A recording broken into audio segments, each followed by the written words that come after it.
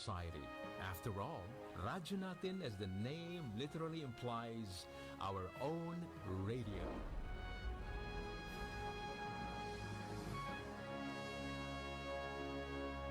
DXTC 95.9, Radyo Natin FM of Manila Broadcasting Company, MBC Media Group is a proud member of the KBP, Kapisanan ng mga Broadcaster ng Pilipinas, in partnership with the Cotabato Institute of Technology, Foundation Incorporated, KITFI. Ganito yon sabihin ko sa inyo. Makinig kayo. Binabati ko po kayo at inanyayahan na makinig dito lang sa himpilang DXTC 95.9 Radyo Natin FM Cotabato City. Maraming salamat po. Sabihin ko sa di magaga. 7,100 isla, Luzon, Visayas at Mindanao. Iba't ibang tinig. Lain-laing mga pananaw. Lain-lain nga tinog. Magkadurog-dilain na panlantaw. Iba't ibang balita. Isang bansa. Lain-laing balita sa usa ka nasod. Lain-lain nga hambal. Isa ka pungsod. Magkadurog-dilain nga balita sa bugos nga nasod. Radyo Natin. Radyo natin. Radyo Natin. Radyo natin. Radyo natin.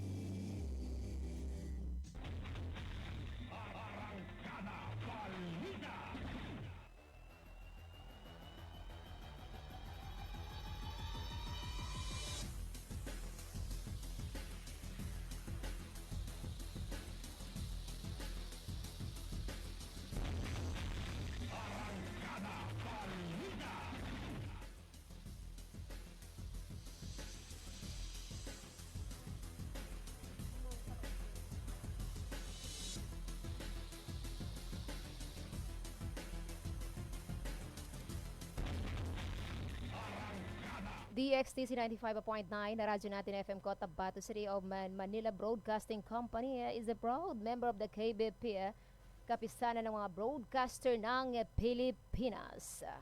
Isayos po ang ating orasan, ganap na pong 5 minutos makalipas ang 4 ng hapon.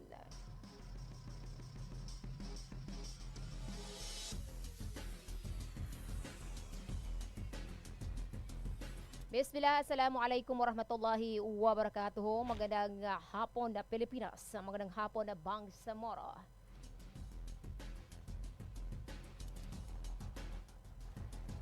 Ngayon po ay araw ng Sabado, ika-25 sa buwan ng Oktubre, taong kasalukuyan or 2025. At pangatlong araw naman sa buwan ng Jumada al-Awwal, year 1447, para po sa Hijri Islamic Calendar. Sa panguna po ng aming station manager, ng aming pong program director at ng aming marketing head, news writer. And of course, ang alin po ng aming mga kasamahan sa radyo natin, DXTC 95.9. Sa ngalan po ng Cotabato Institute of Technology, Foundation Incorporated. Welcome aboard sa programang Arangkada Balita Saturday edition. Kami po ang inyong makakasama sa loob po ng isang oras. Ako po si radyo natin Oronisa Mamintal Kusain at aking partner. Ako naman po si Analiza Abas, isang magandang hapon na Central Mindanao at kumusta ho kayo sa araw na ito ng Saturday? Ayan, isa pong napaka-init na sikat ng araw mula po kaninang umaga. No? Hanggang ngayon ay matindi pa rin kasama ng RN. Ito pong sikat ng araw. At nako, tingnan natin, abangan ang susunod na kabanata mamayang gabi kung patuloy ba ang ganito na mainit pa rin ang panahon. Oo, talagang maalinsangan, maalinsangan ang nararamdaman natin. Kaya parang need ko kanina yung uminom ng malamig na tubig na kaya dapat hindi naman gawain ng inyong lingkod kasamang RN. Kaya dapat laging may dala tayong tubig. Yes. Yan po ang ating laging pinapaalala. Saan man kayo pupunta, saan man kayo naroon, huwag po kalimutan magdala. Kahit maliit na tumbler lamang, at least lagi po tayong hydrated.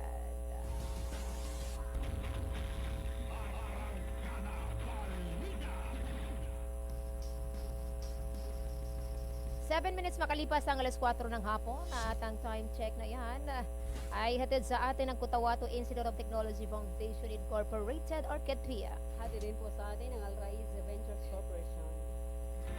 Oras at din sa atin ng Green Pharmacy. At syempre, hati din sa atin ang Bangsamoro Sharia Lawyers League of the Philippines Incorporated.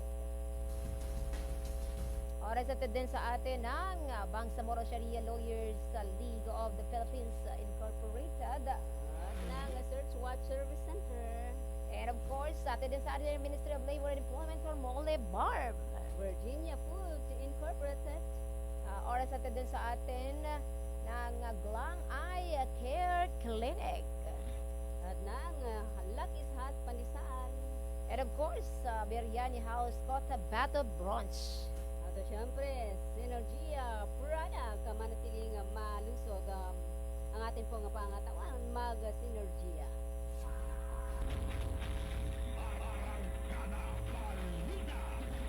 8 minutes makalipas ang alas 4 ng hapon. At ngayon na sa ating unang balita, bumisita si Presidential Advisor on Peace, Reconciliation and Unity Carlito Galvez Jr. Kay Bangsamoro Parliament Speaker Muhammad Yaqub kasunod ng formal na pag-upo ng huli sa tungkulin ngayong linggo.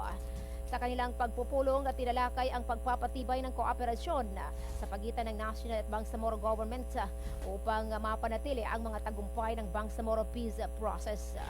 Pinuri ni Galvez ang pamumuno at political maturity ng Bangsamoro Parliament at tiniyak ang patuloy na suporta ng pambansang pamahalaan sa ilalim ng pamumuno ni Speaker Yaqub.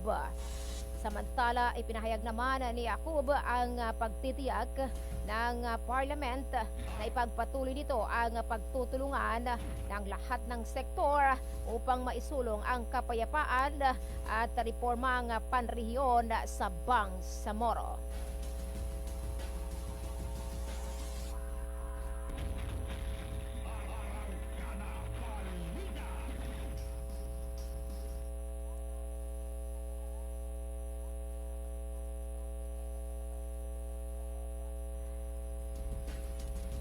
Samantala, lubos na ikinagalak ni Maguindanao del Norte at Cotabato City Member of Parliament Attorney Suharto Ambulodto ang paglahok sa katatapos lamang na regional consultation and the Bangsamoro Maritime Security and Law Enforcement Coordination Mechanism na pinangunahan ng Bangsamoro Ministry of Public Order and Safety or MPOS.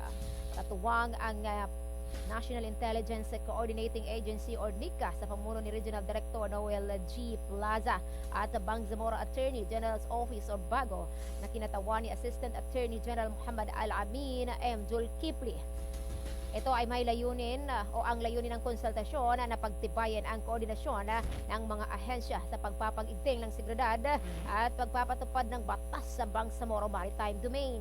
Kabilang sa mga ahensyang nakibahagi sa naturang konsultasyon ang Ministry of Environment, Natural Resources and Energy or MENRE, Ministry of the Interior and Local Government or MILG, Ministry of Agriculture, Fisheries and Agrarian Reform or MAFAR, Philippine Coast Guard ng BARMM Area or PCGBA, First Marine Brigade, Police Regional Office ng Bangsamoro Autonomous Region in Muslim Mindanao or PROBAR, Philippine Drug Enforcement Agency or PDEA, at Ministry of Transportation and Communications sa Bangsamoro Maritime Industry Authority or MLTC BMARINA. Binigyang din ni MP Ambulodto na ang Bangsamoro Maritime Domain may napakalaking potential, mayaman sa yamang dagat at mahalagang lokasyon para sa pandaigdigang kalakalan. Gayunman ay patuloy nitong hinaharap ang mga hamon ng pagkasira ng kalikasan at kakulangan sa koordinasyon ng mga institusyon. Ayon sa mambabatas, ang pagsulong ng Bangsamoro Maritime Governance ay nangangailangan hindi lamang ng puhunan kundi ng political will, pagkakaisa ng mga institusyon at kolektibong commitment. Ayon sa kanya, maaari rin gawing modelo ng katatagan na seguridad at pangmatagalang kapayapaan ang ating karagatan. 11 minutes makalipas ang alas 4 ng hapon.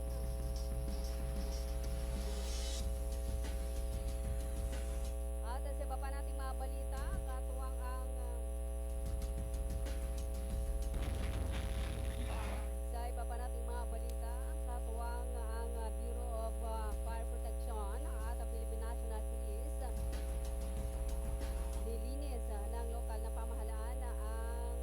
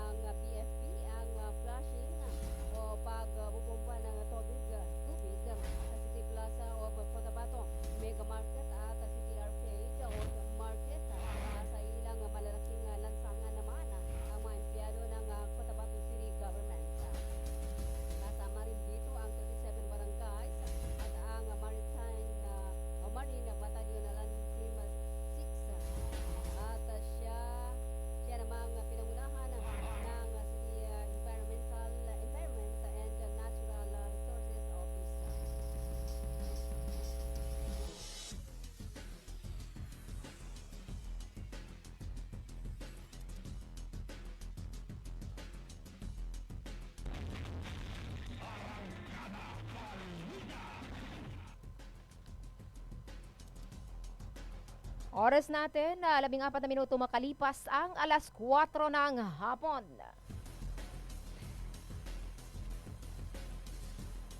Samantala, hindi bababa sa 40 na mga mahirap na pamilyang Moro ang napilitang iwanan ang kanilang mga tahanan. Mga pananim at alagang mga hayop, sanhin ng mga madugong serye ng enkwentro ng dalawang grupong sangkot sa Rido. Armado ng mga assault rifles at grenade launchers sa isang Bangsamoro Municipality sa probinsya ng Cotabato nitong Miyerkules. Agarido ay isang generic o common na termino sa iba't ibang mga wikang Mindanao na nangangahulugan na away ng mga angkan. 2 ang naiulat na nasawi at 4 na iba pa ang sugatan sa mga palitan ng putok nitong Miyerkules ng mga magkalabang grupo na sila Taib Sampula at Makli Adam. Parehong mga kasapi ng Moro Islamic Liberation Front o MILF sa sitio Atuca sa barangay Barunges sa Ligawasan. Isa sa 8 bagong tatag ng mga bayan sa Bangsamoro Special Geographic Area sa probinsya ng Cotabato. Sa ulat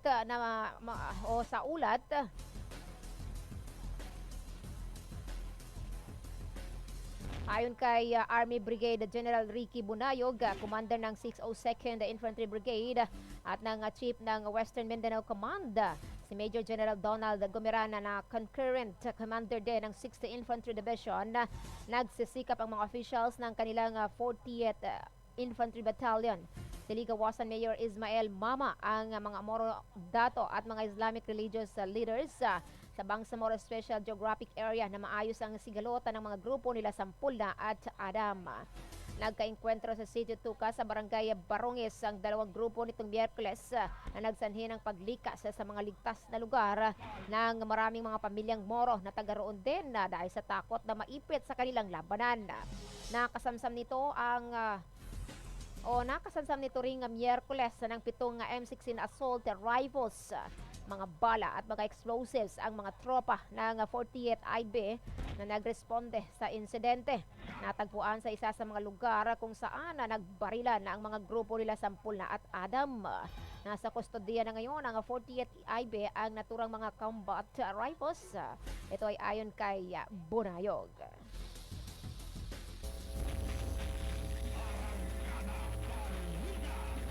Samantala, sa iba pa nating mga balita,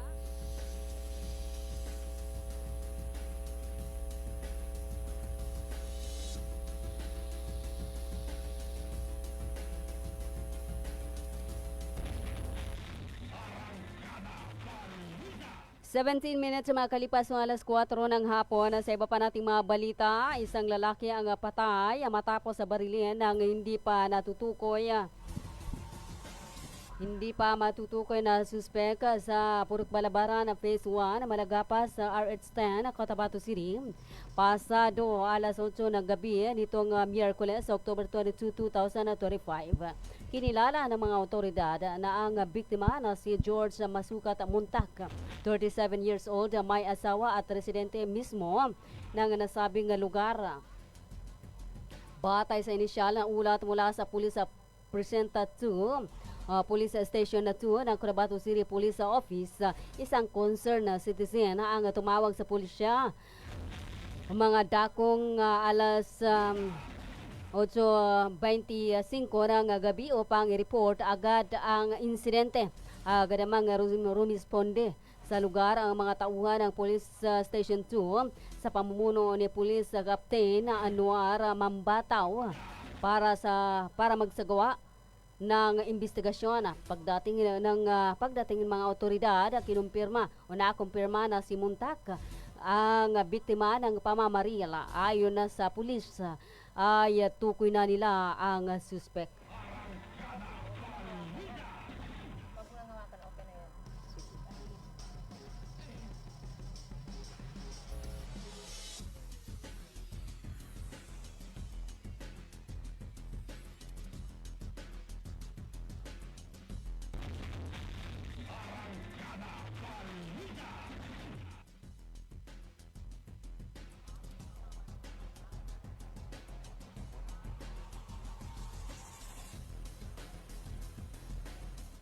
Minutes makalipas sa ang alas 4 ng hapon.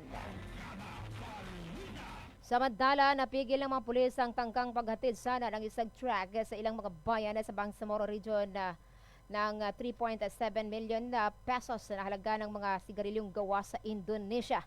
Sabat sa barangay Ilian sa Picong, Lanao del Sur, ditong madaling araw ng Huwebes sa October 23 taong kasalukuyan.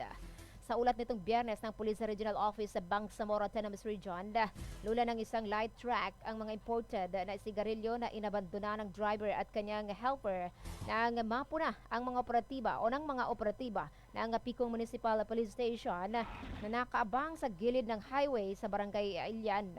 Ayon kay Police Brigadier General Jason D. Guzman, Direktor ng ProBar, nasa kustodiya na nila ang sigarilyo nga imported. Nakatakda ng ipakustodiya sa Bureau of Customs para sa kaukulang disposisyon. Ayon kay De Guzman, naisagawa ang naturang matagumpay na anti-smuggling operation sa tulong ng mga impormante.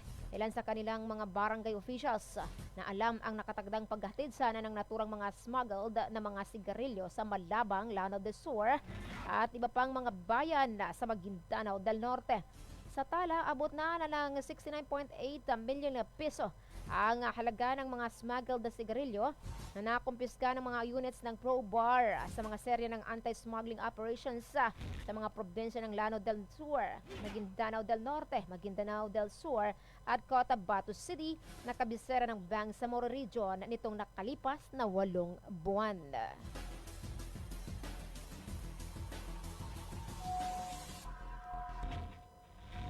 19 minutes makalipas ho ang alas 4 ng hapon. Kayo pa rin po ay patuloy na nakikinig sa ating pangarangkada balita ng Radyo Natin FM Cotabato City. Samantala, isang batang lalaking 14 years old, taga Cotabato City ang nasawi ng masapola ng isang itim na Toyota Hilux pick-up truck sa Sensuat Avenue, Cotabato City sa unahang bahagi ng People's Palace kung saan patungong barangay Tamuntaka sa lungsod at malubha naman ang kanyang kasama sa nihin ng insidente nitong Miyerkules. Tumakas ang driver ng sasakyang iniwan sa gilid ng Sensuat Avenue. May plakang DBS 9218 na pinaniniwala ang posibleng lasing ng kanyang mabundol ang dalawang bata. Mismong mga kamag-anak ng nasawing batang lalaki at ng kanyang kasama na agaw buhay sa ospital at mga opisyal ng Cotabato City Police Office ang nagkumpirma ng insidente. Naganap ang pagkabundol ng Toyota Hilux pickup truck hindi kalayuan sa Cotabato Regional and Medical Center at sa Notre Dame Hospital na maaari sanang pagdalhan ng mga bata mismo ng driver ng sasakyang iniwan lang silang nakahandusay sa highway. Hinatasan na ng Director ng Cotabato City Police Office, si Colonel GB Bungkayaw, ang kanyang mga subordinate officers sa Cotabato City Police Precinct 2 na resolbahin ang insidente. Makipag-ugnayan sa pamilya ng mga hit and run victims upang magkatuwang nilang magawa ng legal aksyon ang pangyayari. Makikita sa larawan ang abandonadong sasakyan na nakabundol ng dalawang minor de edad. Isa sa kanila ay nasawi sa insidente.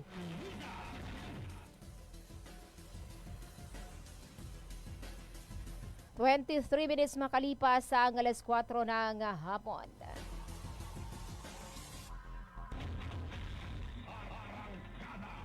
Samantala, isang ranking staff ni Bangsamoro Chief Minister Abdul Rauf Makakua ang itinalaga nga acting senior minister ng Autonomous Regional Government kapalit ni Muhammad Yaqub na nakalala bilang speaker ng mga kasapi ng 87th Parliament sa isang session nitong Martes, October 21 taong kasalukuyan. Si Yaqub ang nag-aral ng Islamic Jurisprudence sa International Islamic University sa Madinah sa Saudi Arabia. Ay miyembro ng Regional Parliament at unang nanungkulan bilang Agriculture Minister bago naging Senior Minister na sakop ng tanggapan ni Makakua. Si Yaqub ay nag-aral din ng Islamic Jurisprudence sa International Islamic University sa Madinah, Saudi Arabia, ay miyembro ng Regional Parliament at unang nanungkulan bilang Agriculture Minister bago naging Senior Minister na sakop ng tanggapan ni Makakuwa. Nilagdaan ni Makakuwa ang Office of the Chief Minister Special Order number 0760 Series of 2025 na siyang official designation ni Abdullah Kazain, Assistant Senior Minister sa kanyang tanggapan bilang Acting Senior Minister nitong Huwebes, October 22. Samantala, nilagdaan ni Makakuwa ang Office of the Chief Minister Special Order number 0760 Series of 2025 na siyang official designation ni Abdullah Kazain. Ayon kay Makakuwa, may sapat na kakayahan na si Kusay na magpagkatapos siya ay nagtapos ng kolehiyo sa University of the Philippines sa Diliman, Quezon City at sumailalim na sa maraming work-related trainings kaugnay ng kanyang mga unang official assignments sa regional government upang magampanan ang kanyang bagong tungkulin ang pagka-acting senior minister ng regional government ng Bangsamoro Autonomous Region ni Muslim Mindanao. Si Yaqub ay na-elect na speaker ng BARMM Parliament kapalit ng abogadong si Pangalian na Balindong na pumanaw na sa edad na 85 nitong October 2 taong kasalukuyan sa lungsod ng Cotabato. Pansamantalang pamahalaan sa Bangsamoro Autonomous Region in Muslim Mindanao o BARMM sa panahon ng transisyon. 25 minutes makalipas ang alas 4 ng hapon. Tayo po ay magbabalik. Makaraan lang ang ilan sa ating mga paid commercial.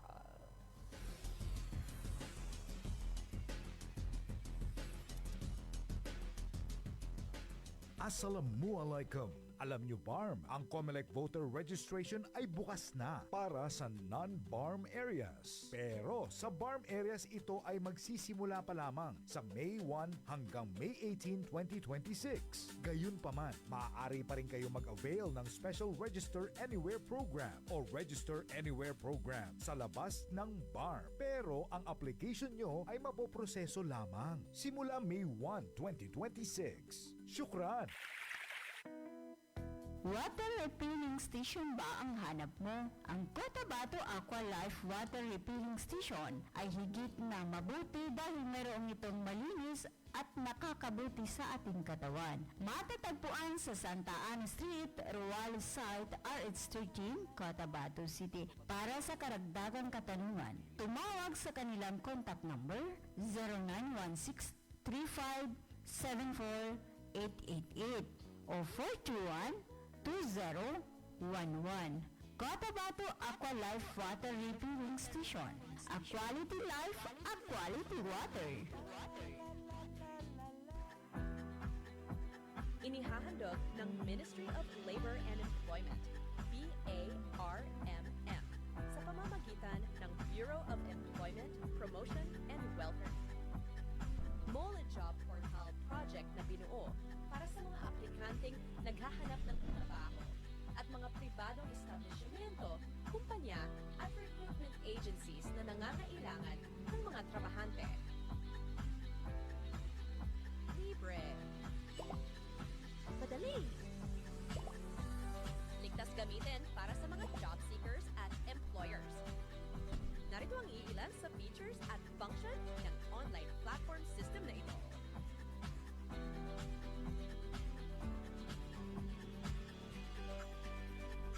O di kaya'y bisitahin lamang ang website na ito.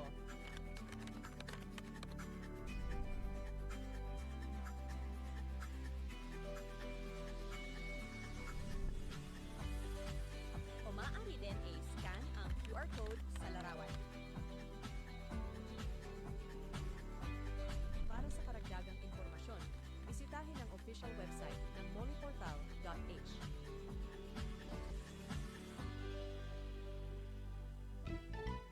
When we crave to have fun, yet our tummies want some. Everyone is thinking of a crunch with grilled chicken inside, and if deliciously fried, Virginia crunchy chicken nuggets. Here it is, it's extraordinarily crunchy. Virginia crunchy chicken nuggets. It's real chicken goodness, tasty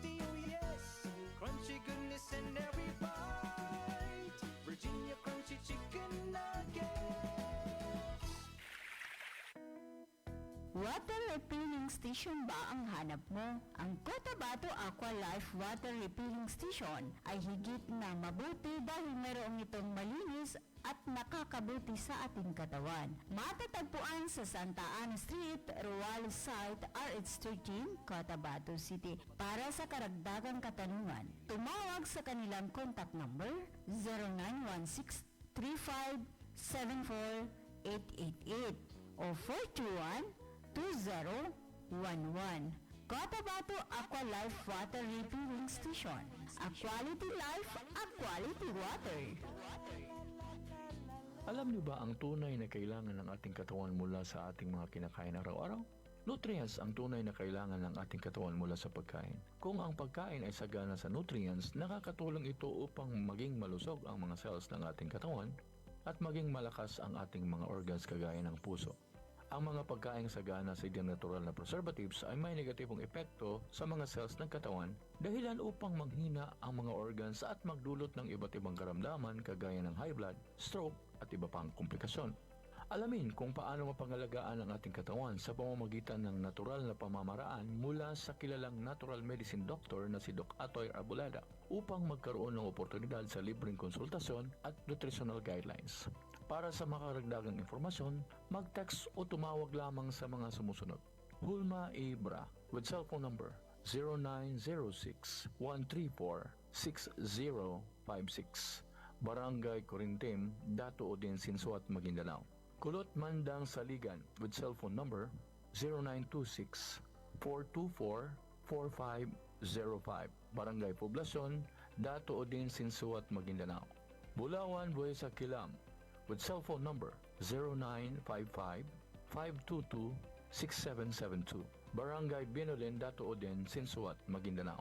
Rajasita, Kinanding with cellphone number 0965-502-6738, Cotabato City. City Giar Wali with cellphone number 0916-799-2051, Barangay RHA, Cotabato City. Baypulna, Sandigan ng Patuan with cellphone number 0936-333-6218, Barangay Bulalo, Sultan Kudarat. Sali Ibrahim with cellphone number 0965-757-5998, Barangay Limbo, Sultan Kudarat. Mamut Maulana with cellphone number 0975-576-5811, Cotabato City. Paalala, mag-ingat sa mga tao na gumagamit ng mga video ni Doc Atoy para makalinlang. Bumili at manalo ng 300 trips to Mecca raffle promo sa KCC Mall of Cotabato. May 1 raffle entry sa bawat 200 pesos sa KCC Department Store o 1 raffle entry sa bawat 500 pesos sa KCC Supermarket gamit ang KCC Forever Bonus Card. May chance ka pang manalo ng 40 million shopping money. Milyong exciting prizes. KCC Supermarket, nakabarato. Everything's here at KCC for you. 7,100 isla, Luzon, Visayas at Mindanao. Iba't ibang tinig, Lain-laing mga pananaw. Lain-lain nga tinog. Magkadurot-dilain na panlantaw. iba't ibang balita, isang bansa. Lain-laing balita sa usa ka nasod. Lain-lain nga hambal, isa ka pungsod. Magkadurot-dilain nga balita sa bugos nga nasod. Radyo natin. Radyo natin. Radyo natin. Radyo natin. Radyo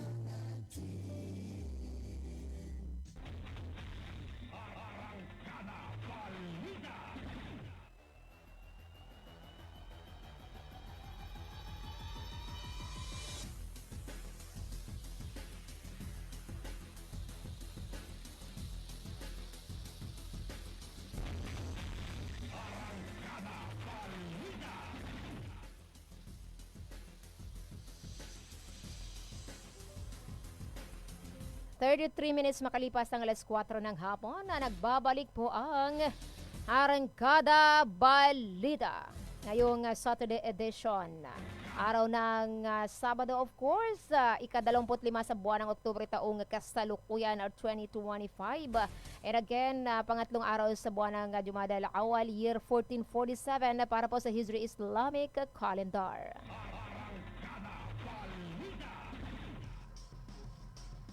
At ngayon para po sa ating balitang nasyonal, nakahanda na si dating Department of Justice o DOJ Secretary Vitaliano Aguirre II sakaling maglabas ang International Criminal Court or ICC ng arrest warrant laban sa kanya kaugnay ng gyera kontra illegal na droga ni dating Pangulong Rodrigo Duterte.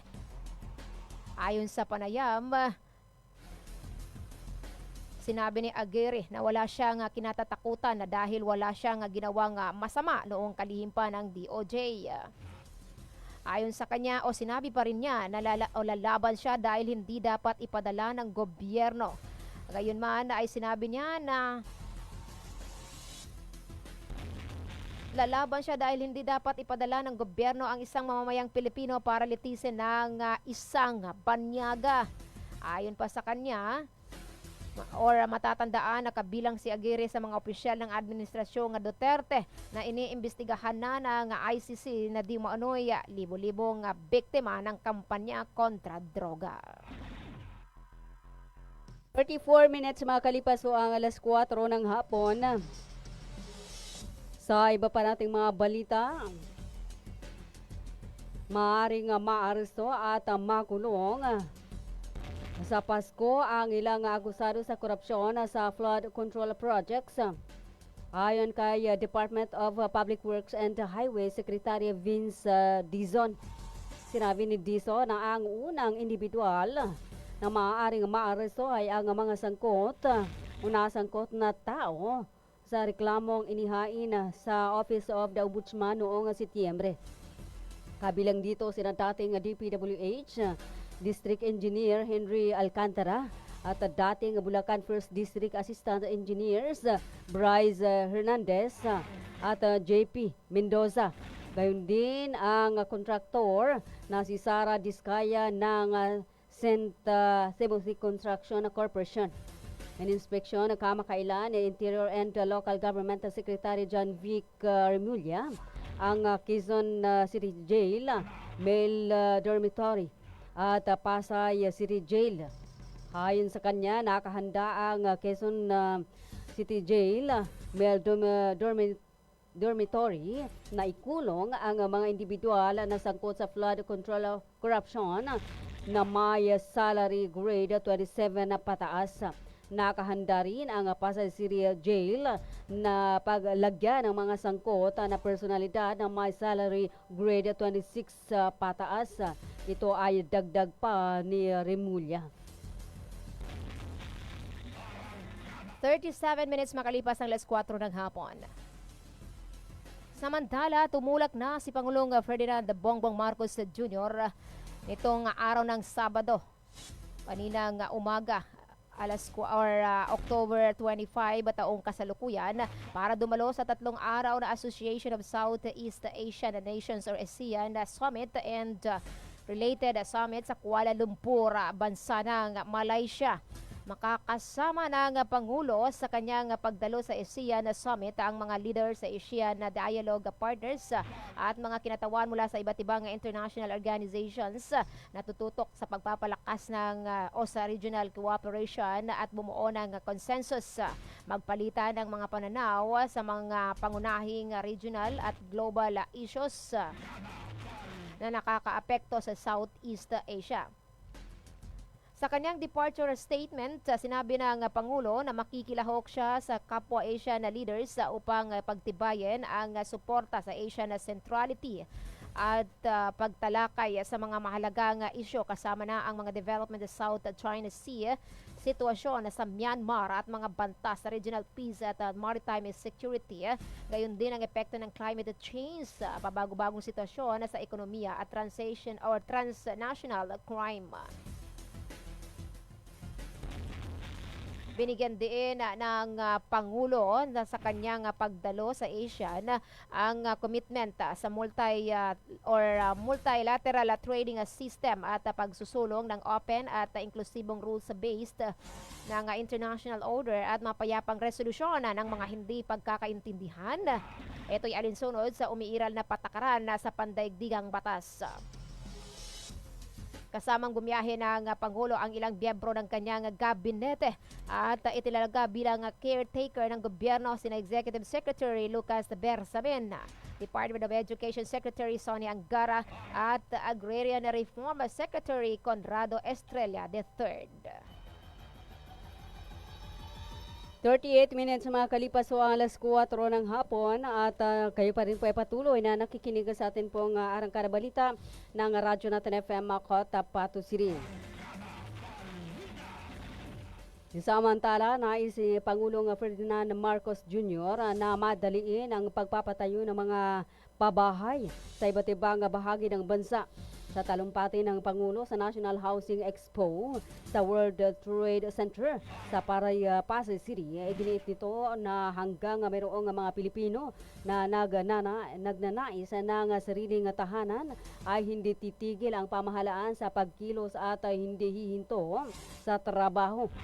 Sinabi ni Marcos na palalakasin ang ugnayan ng pamahalaan sa shelter agencies, mga lokal na pamahalaan at pribadong developers para mapadali ang konstruksyon ng expanded pambansang pabahay para sa Filipino program. Tinatayang nasa 57,000 anya na miyembro ng pag-ibig ang nakalipat sa sariling bahay o napaayos ang kanilang tahanan habang nasa 50 o 75 billion pesos ang naipautang sa halos 3 milyong borrowers ng ahensya. Bukod dito, namahagi rin si Pangulong Marcos ng notices of approval and certificates of entitlement sa mga beneficiaryo sa Laguna, Luceno, Iloilo at Caloocan. Taong 2022 nang ilunsad ni dating Housing Secretary Jose Rizalino Acusar ang 4PH program kung saan target nitong magtayo ng bahay ng 1 milyong kada taon para matugunan ang 6 milyong housing backlog. 41 minutes makalipas sa alas 4 ng hapon. Samantala,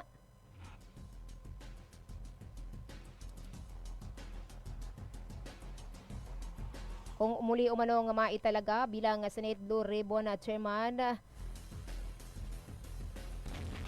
si Senate Pro Tempore Ping Lacson, ay agad nitong ipagpatuloy ang mga pagdagnig kaugnay ng maanumalyang flood control project sa bansa.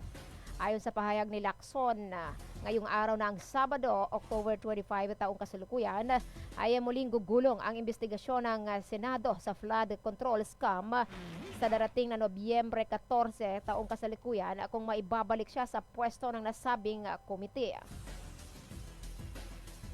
Mag-iimbita rin umano siya ng mga witnesses kabilang ang dinala ni Senator Rodante Marcoleta sa isang nagdaang pagdinig para mapabilis ang paghahain ng mga kaso laban sa mga sangkot sa anomalya.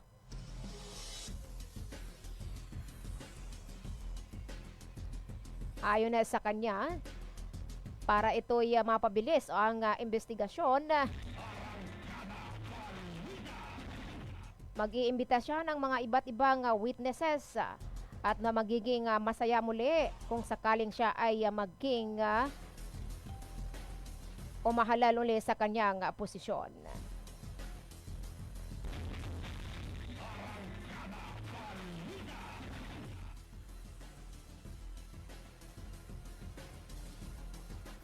minutes makalipas ang alas 4 ng hapon. Tayo po'y magbabalik, makaraan lamang ilan sa ating mga paid commercials.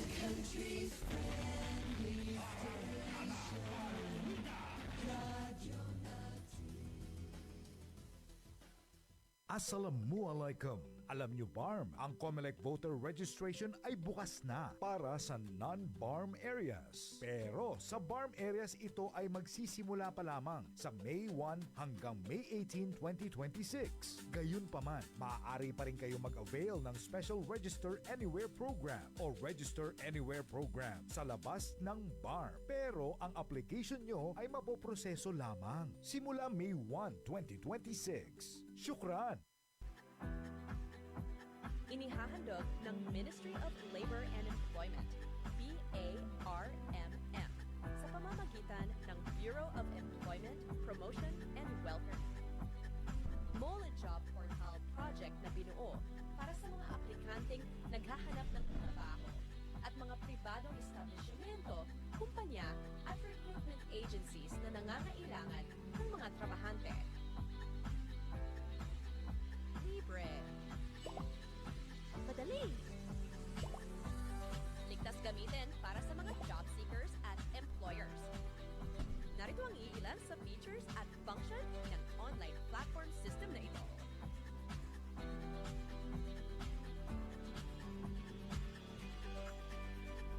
O di kaya'y bisitahin lamang ang website na ito.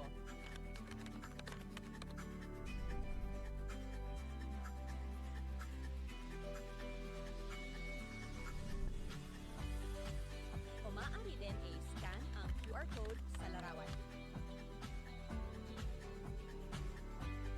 Para sa karagdagang impormasyon, bisitahin ang official website ng moleportal.h.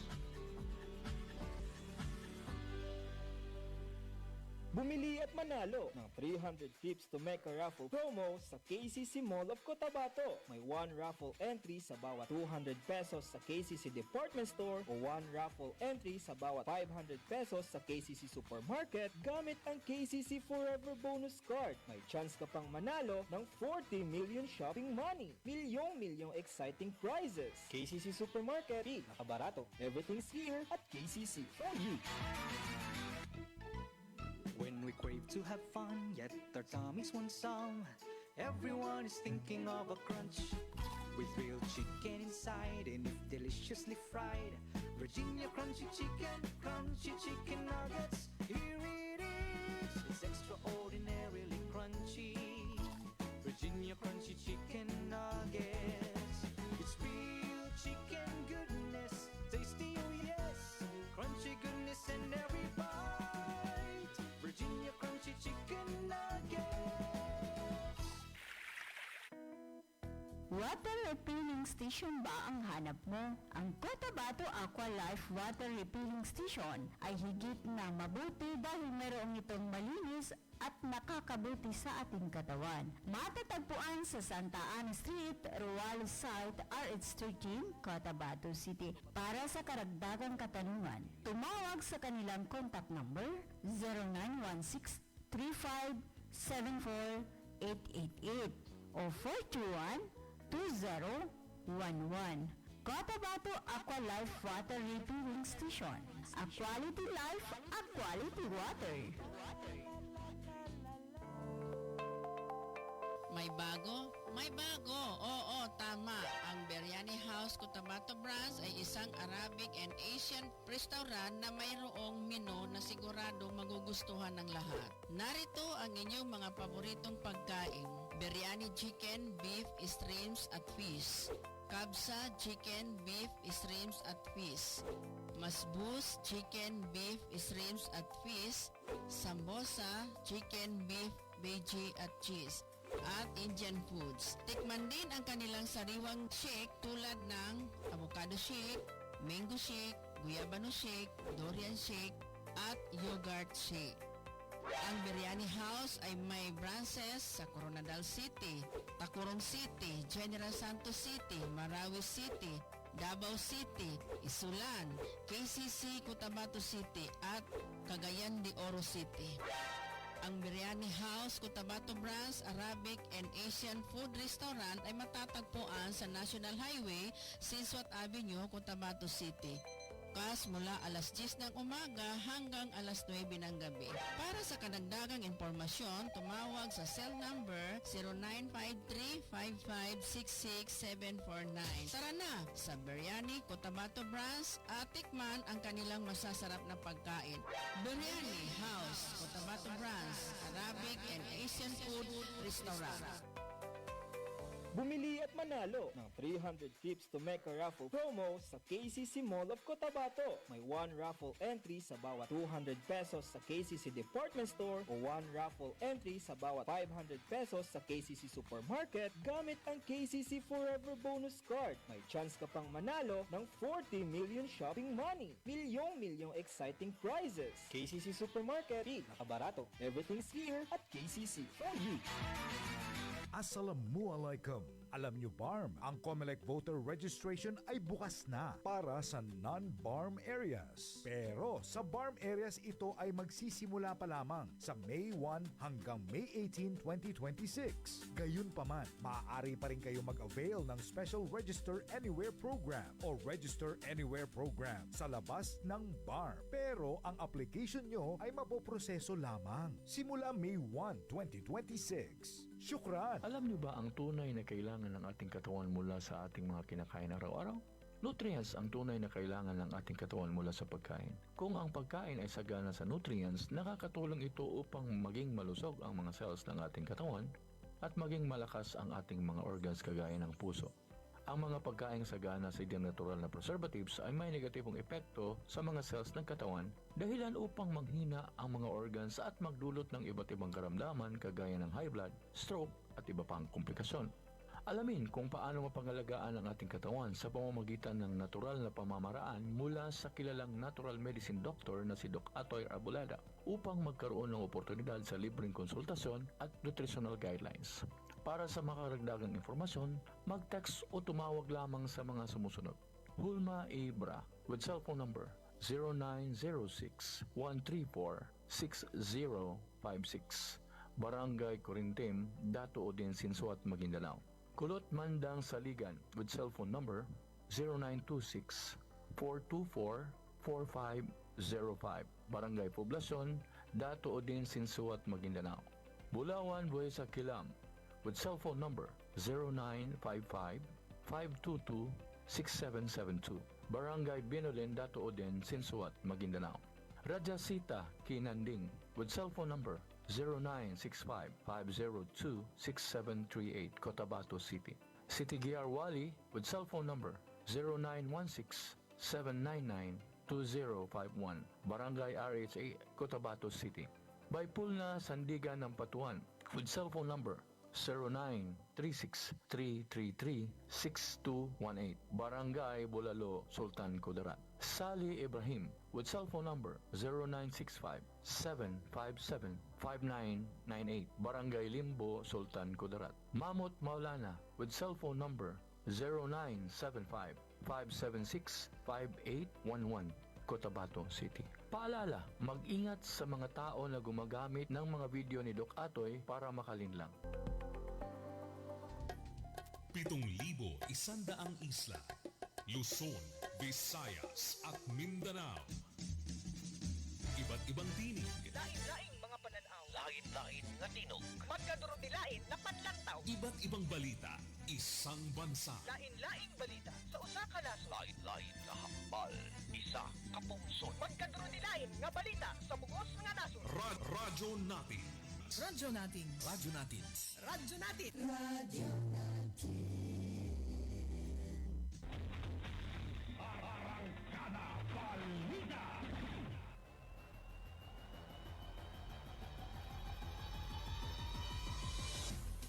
Wala na.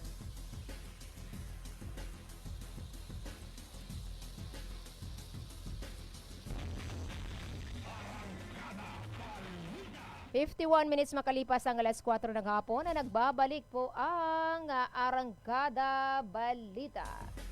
Ngayong araw ng Saturday o ang Arangkada Balitang ito ay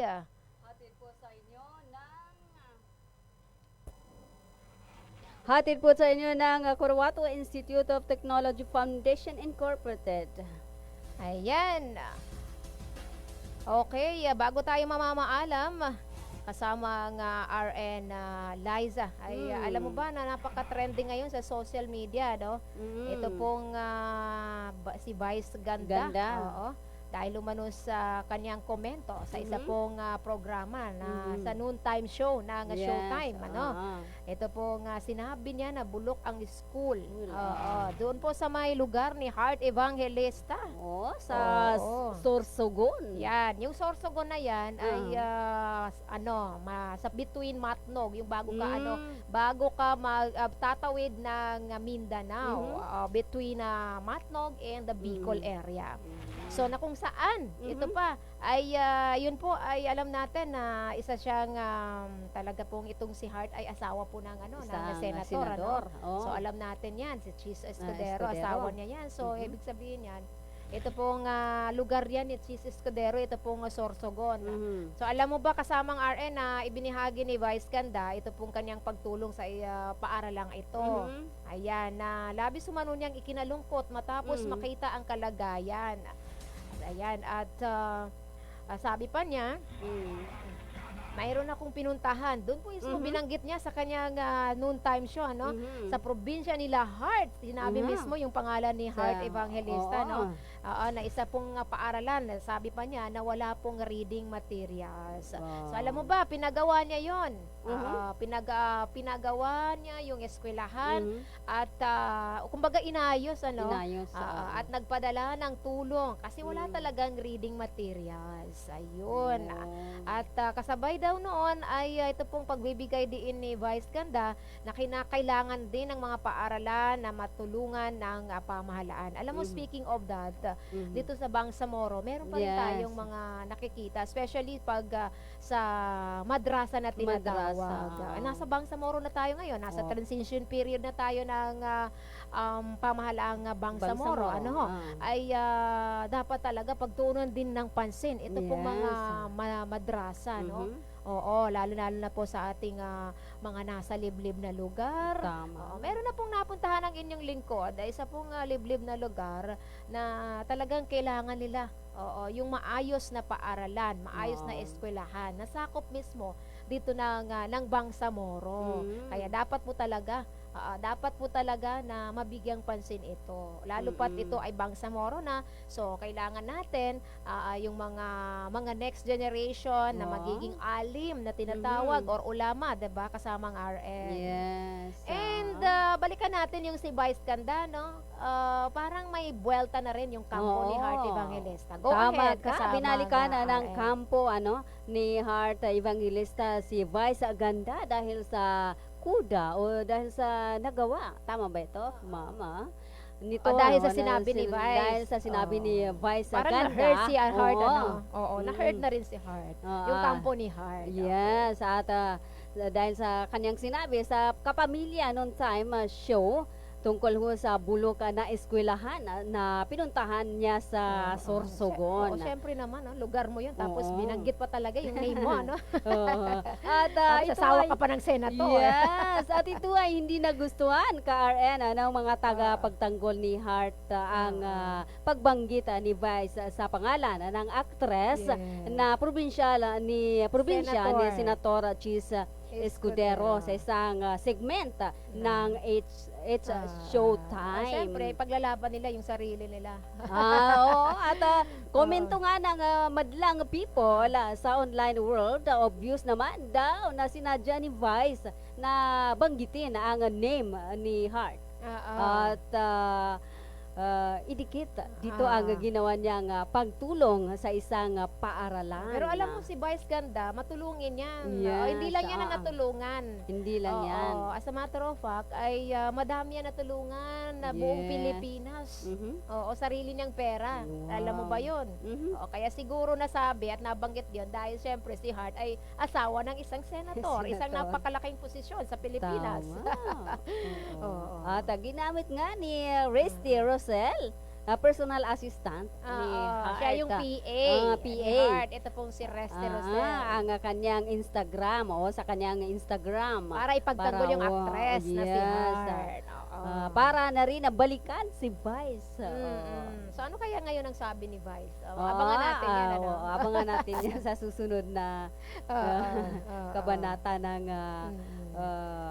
parang may nakita ako doon na sinabi ng PA ni Heart na parang sinabi kay Vice, sa DepEd po kayo manawagan kasi meron manawagan. budget ang DepEd. Sabi niya. School. Sa Tama mga nga school naman, sa buildings DepEd. daw. Pero syempre, bilang lugar ng isa sa mga pinakamataas na posisyon Oo. sa bansa, ay talaga namang may karapatan din siguro si Vice na mapuna yung isang bagay na ganon. Kaya lang, yun lang siguro ang hindi nagustuhan ng kampo ni Hart, ay ito pong pagdiin mismo ng pangalan. Yes, Parang tawag nito, inulit pa. Yes, Inulit-ulit pa ni Vice. Parang pitan talaga na ito lugar ni Hart. Tingnan niyo naman ang lugar ni Hart. Parang pinamukha, nagmukha sa kanya. Yes. So, wala na tayong oras. Yes, it's 58 minutes makalipas ang alas 4 ng hapon. Uy, hindi na pala tayo nakapag-question. Walang oras. Sa paano yan? Oo, sa susunod na lang. So, abangan natin sa susunod. Dalawang question siguro kasi syempre hindi tayo nakapag-question ngayon. So, as you can see, paano ba natin maiano yung nasa side ko dito, nasa left side ko, mayroong mga pa-prizes, ayan, pa-premyo na nag-aabang po sa ating mga listeners. Hadiya yan. Hadiya, yan. Mula po sa iba't ibang sponsors, thank you so much sa lahat po ng mga naging sponsors po ng hadiya para po ipamigay sa mga listeners natin. Yes. Especially yung mga regular and avid listeners ng programang, ng iba't ibang programa ng radyo natin. Himpilang ito. Pero kanina sa program ko na sa Tuladan na Bayanan, nakapag-question tayo ng dalawa. Oo. So tinanong natin yung mga bagong programs. Oo, yung mga bagong programs na meron dito. Yes, at tumataginting na 50 pesos load. Alam mo ba yan ay 1 week subscription na rin ang internet connection, So, ayan, tuwang-tuwa yung mga nanalo. Pero mamaya na yung price, sabi nung sponsor ng load. Mamayang gabi. Sabi ng iba, paano ba sumali sa mga hadiya na yan? Oo, sa abangan lamang po ang ating mga katanungan.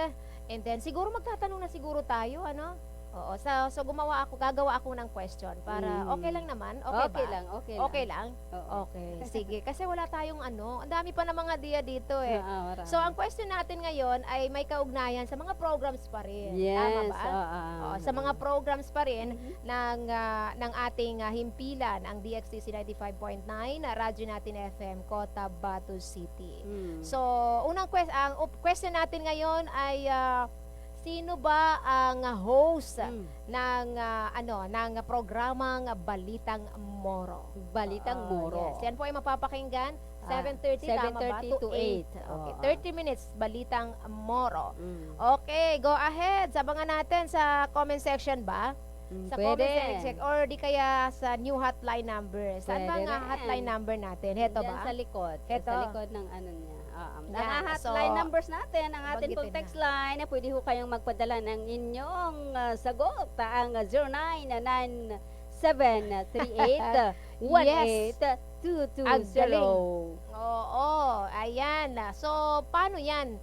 May nanalo na dito, may sumagot na sa comment section. So, hindi na pwede. Hindi na sa pwede. my text line. So, ibig sabihin yan, only one ang sagot. Okay, ang pwedeng manalo. So, abangan nilang, pag gusto nyo manalo talaga, yung mga nakikinig, abangan nilang talaga yung maraming programa. Kasi in each program ay magkakaroon ng questions. Okay? And, eto na, bunot ka na. Bunot na naman So, tayo. ang nanalo, congratulations to Mama Omo Uthaymin Gampong. Congratulations! Kayo yung nanalo. The correct answer is our very own station manager, Sharia lawyer, attorney, broadcaster sa Roji Pai A. Mango Lamas. Sa bubunot ka Siya po yung na. host ng programang Balitang Moro. Para sa hadiah. Okay, so ako bang bubunot? Ikaw na ang bubunot. Sige, pakishake na lang muna. Shake. Para Shake. hindi siya magiging unfair ang dati.